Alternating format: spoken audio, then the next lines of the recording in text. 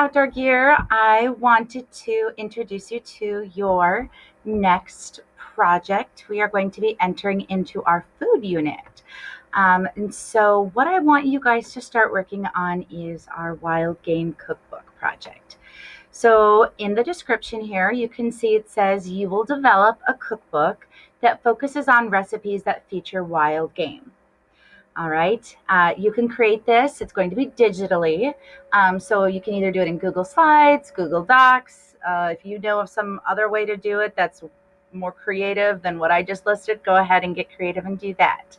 Um, Now, what is wild game? All right. Some examples of wild game. You can do, deer, pheasant, bear, antelope, duck, goose, elk, rabbit, fish. Things that are not wild game: cows, horses, sheep, pig.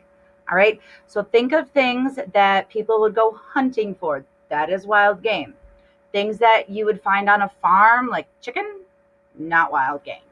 All right, so I want to go through the requirements and show you an example that I have here in front of me. It is a hard copy, all right, but obviously remember yours will be digital, all right? So the first requirement is that you need to have a decorative cover or slide that includes a picture, a title, your name, and hour, all right? So your title can be something as simple as Wild Game Cookbook. All right, and then your hour, you can just go ahead and put digital learner. All right, and then you can see the point breakdown is 5 points. The next thing you need to have is a table of contents page, which is going to list all of your wild game sections, and then an other recipe section. And I'll explain what the other recipe section here is in just a second. And it also needs to include the page number or the slide number. All right, so I don't know if you can see it, all right? But what this student did is they have listed on their page, it says, here, I'll try to scooch up here. It says goose. So they have their category listed, and then it lists the 2 recipes that are found under goose. So broiled breast of wild goose on page 3. Canada goose stew, page 4. Then it goes into duck. Mighty Duck 6, Roast Duck 7, and then so forth. All right, so that's the table of contents page. Then the next requirement is labeled dividers between the sections of the cookbook listing each wild game category. Now, some students get confused on what this is. Super simple, all right? Think of this as a heading, all right? Telling us what this section is going to be. So what this student did, they're telling us this one is going to be goose. And something interesting that this student did is then they told us what these recipes are going to be in this category. So again, broiled breast of wild goose and Canada goose stew. Okay, now the next part, this is a part that gets a little tricky for some students. You need to have a minimum of 14 wild game categories, all right? And then within those categories, 2 recipes per category. So how this student did goose, that's 1 category. And then how they did the broiled breast and then the Canada goose, those were the 2 recipes in there. So goose is the category, and then the broiled breast and the Canada goose stew, those were the recipes in there. All right. So when it's all said and done, you'll have a total of 28 different recipes. All right. But it's going to be in those 14 different categories. And then I have listed some different examples of wild game categories for you. So you don't have to try to stress thinking of, well, I don't know any wild game categories.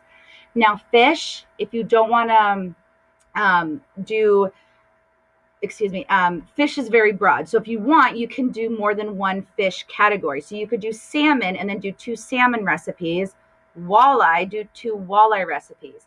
As a matter of fact, last year I had one student do the whole cookbook in all fish recipes.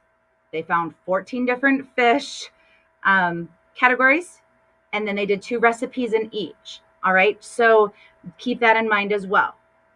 All right, then moving on to the next part, it says you need to include one additional section of other recipes that you would cook in the outdoor for a minimum of 12 other recipes.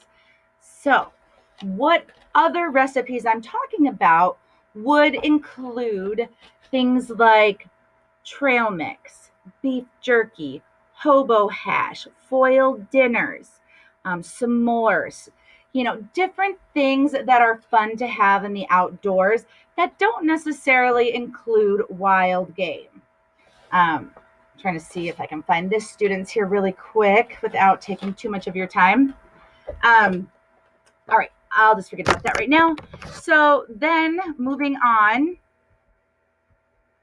you will see that all of your recipes must be typed in the same type of format. If you were to open up a real cookbook, the recipes are not going to be in all different type, right? They're all going to look similar. So most likely, what this student is going to have, we have the recipe title, a picture, and then the format. We have the ingredients listed and then the directions. Oops, goodness, sorry, it's off the page there. All right, so then this is what I would expect every single recipe to look like. All right, I wouldn't want this to change on the next page. Okay, it needs to have the same format. It needs to be uniform throughout the whole project. And then since you're going to have 40 recipes, that would be worth 40 points. Now, how did I get 40 recipes? Okay, remember we have 28 recipes from our wild game plus our 12 recipes from the other. So that's how I got those 40 recipes. Some people get confused on that. Okay. I want you to make sure that your recipes are properly sourced. All right. Now, some students have found they use one resource for all of their sources, and that's fine if you want to just put maybe on your table of contents page or in the back, all recipes were found at, and then list that. If you found different ones, then it should be listed on the bottom of your page of your recipe. All right. And so you can see that that student has it here. Okay. Also, I do not want copying and pasting. Since this will be like in a Google Doc, I will be able to tell. All right. So no copying and pasting. All right. That's called plagiarism, and we cannot do that. And then finally, pictures and the use of color, obviously, because cookbooks would be really boring if it was just black and white, and pictures obviously are always better. And that kind of shows us what we're going to be, what we'd be preparing is definitely required. So that's 10 points. This project will be a total of 125 points. So this is not a small project by any means. I encourage you to get creative with it and have fun. This is not something that I am going to just assign and have in a week. This is going to be a 2-week project. All right. But that is, again, not something that we can just forget about and put on the back burner. We have to stay on top of it and be working on it little by little every day. If you have questions, you need to reach out to me and ask them. All right, so I can answer them or I can help you. I can set up Google Meets anytime. All right, but I look forward to seeing what you create and have fun.